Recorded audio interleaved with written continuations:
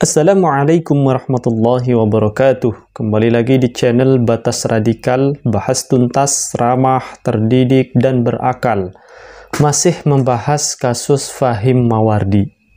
Setelah kita amati, saya sudah menganggap bahwa teman-teman sudah mengikuti beritanya terkait Fahim Mawardi, bahwa sekarang dia divonis 15 tahun di penjara karena sudah terbukti mencabuli 4 santri.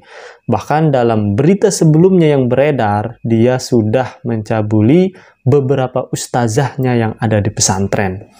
Sekarang ada berita seolah-olah bahwa kuasa hukum dari Fahim Mawardi ini menganggap bahwa apa yang dilakukan oleh Fahim Mawardi selalu terpuji, selalu tidak berdampak madorot, seolah-olah seperti itu.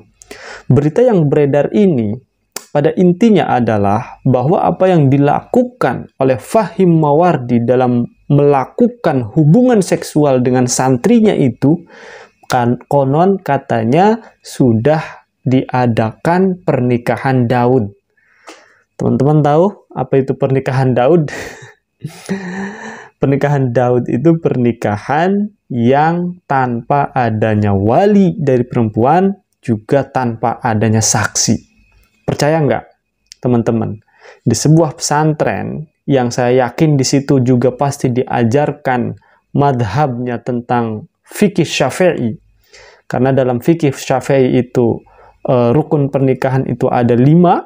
Salah satu adalah adanya saksi, juga adanya wali. Tapi pimpinannya tidak melakukan itu. Bahkan menikahi santriwatinya dengan tanpa adanya saksi dan wali. Katanya begitu. Kita lihat beritanya. Ini dari radarjember.id. MUI. Pernikahan Fahim dengan korban tanpa wali tanpa saksi tak berdasar. Ini MUI Jember yang mengatakan seperti itu. Majelis Ulama Indonesia Jember akhirnya angkat bicara mengenai status pernikahan Fahim Mawardi dengan salah satu santrinya. Usai FM ditetapkan sebagai tersangka dalam kasus pencabulan yang menyeretnya, salah satu penasehat hukum FM sempat menyebut bahwa FM melakukan pernikahan Daud atau nikah tanpa wali dan tanpa saksi dengan salah seorang korban yang sekaligus santriwatinya. Jelas ya. Ketua MUI Jember, Kiai Haji Abdul Haris menilai wali nikah secara umum keberadaannya bagian tak terpisah dari rukun nikah, sehingga ketika tidak ada wali maka pernikahannya jelaslah tidak sah.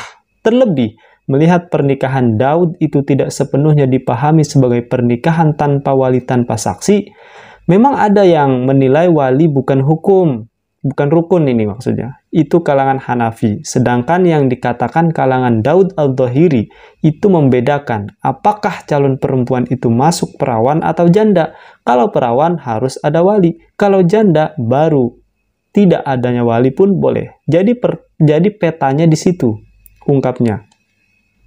Saya lanjut.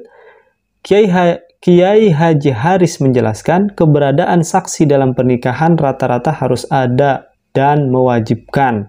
Meskipun ada pandangan yang menganggap tidak perlu saksi, namun ketika mau melakukan hubungan suami istri persetubuhan, maka tetap proses pernikahan itu melibatkan saksi. Nikah tanpa wali tanpa saksi itu jadinya menggabungkan dua madhab yang berbeda. Akhirnya madhabnya tidak jelas, jadi tidak ada pernikahan seperti itu. Urai Kiai Haji Haris. Dalam pandangan para imam madhab, pernikahan tanpa wali nikah itu mengikuti madhab Imam Hanafi yang sebenarnya menghukumi tidak sah karena tidak ada saksi. Sementara nikah tanpa saksi mengikuti madhab Imam Malik yang juga menghukumi tidak sah karena tanpa wali. Bahkan bisa jadi jumhur ulama mengarah pada menghukumi perzinahan. Dua madhab Hanafi, Maliki juga menghukumi ini.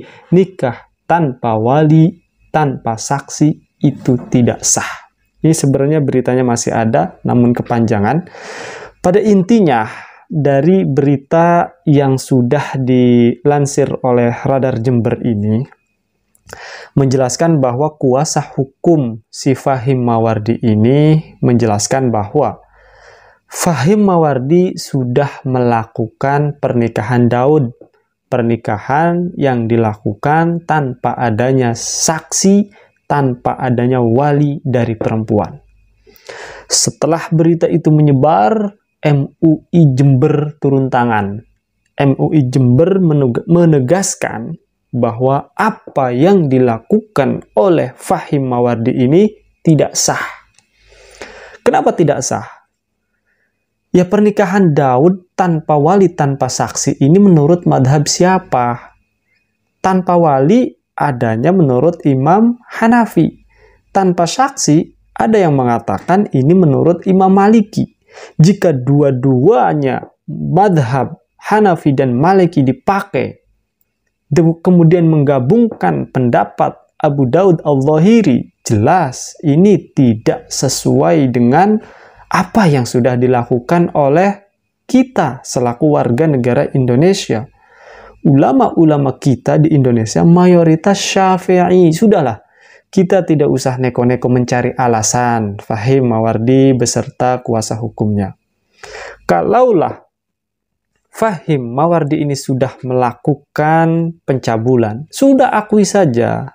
Akui, dia sudah melakukan cabulan. Nggak usah beralibi dia sudah melakukan pernikahan Daud. Nggak usah. Justru malah memperpanjang, memperlebar kasus yang seharusnya ini sudah clear. Ya, divonis 15 tahun penjara. Tapi kalau berita-berita seperti ini masih beredar, ini bisa jadi akan ada perubahan. Bisa lebih parah, bisa lebih lama nanti di penjara. Kenapa? Ya karena masih tidak mengakui. Kejadiannya di tempat studio konten YouTube-nya lagi. Kan di studionya itu tempat dia membantah pendapat-pendapat ulama-ulama NU itu. Mendapat siapa saja yang menurutnya tidak sesuai. Ternyata kejadiannya di studio tempat pembuatan YouTube. Sekarang berdalih katanya sudah nikah tanpa wali, tanpa saksi.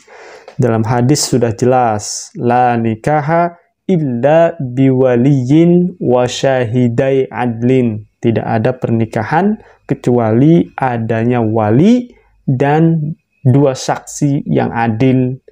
Jadi saya ingin menasehati untuk kuasa hukum Fahim Mawardi, sudahlah.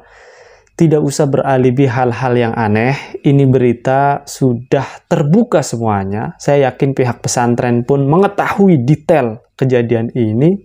Keluarga setempat mengetahui detail kejadian ini.